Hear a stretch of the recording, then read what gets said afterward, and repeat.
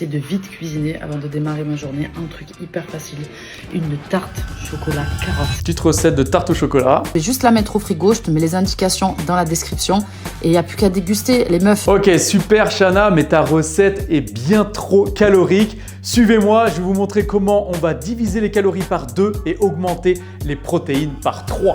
Let's go!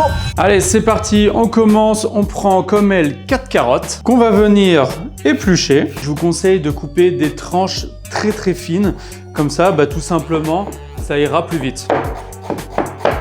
Pour la suite, on va venir donc mettre les carottes dans la casserole. En attendant, on va prendre notre petit chocolat noir que l'on va casser en morceaux. Même chose pour que ça puisse fondre assez rapidement. Et ensuite, on va le laisser fondre tranquillement sur nos petites carottes. On utilise la même astuce qui est très bien et que je vous conseille d'utiliser pour aller tout simplement plus vite. J'ai pris une pâte industrielle pour vraiment reproduire la recette dans sa simplicité. Mais bien sûr, je préfère faire les pâtes maison. Et d'ailleurs, je vous ferai une recette là-dessus pour comment faire des pâtes brisées super rapides. Donc là, on met bien notre tarte au fond. L'idée, c'est qu'on la précuise au four, donc comme ce qu'a fait Shana. Pour que justement, il n'y ait pas les bords qui coulent comme ce qui s'est passé pour elle, je vous conseille tout simplement de mettre votre four un petit peu plus fort. On va mettre une petite feuille d'alu. Et au fond, moi, je vais y verser du riz tout simplement parce que j'ai que ça. On n'hésite pas, il faut en mettre, il faut qu'il y ait du poids. Dans tous les cas, c'est pas gâché, vous allez le réutiliser. Et on va enfourner ça au four pendant 15 minutes. Une fois que les carottes sont cuites, on va les ajouter dans le mixeur. Alors soit vous mettez du skyr ou du yaourt grec.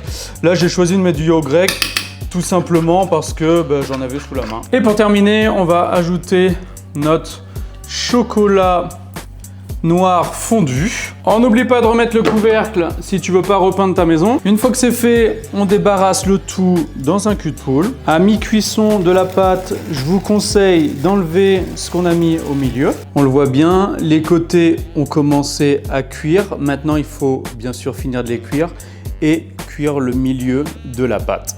Et on repart pour 5-6 minutes au four. Et maintenant, la dernière étape, remplir le chocolat dans la tarte et être patient puisque là on en a au moins pour 2 heures au frigo. Donc rien que comme ça, c'est super bon parce que on a bien le goût du chocolat et on a le goût aussi du sucre qui vient de la carotte. C'est parti, on remplit notre belle tarte au chocolat. Ça sort du frigo, ça y est, on va pouvoir se couper une petite part. Regardez-moi ça.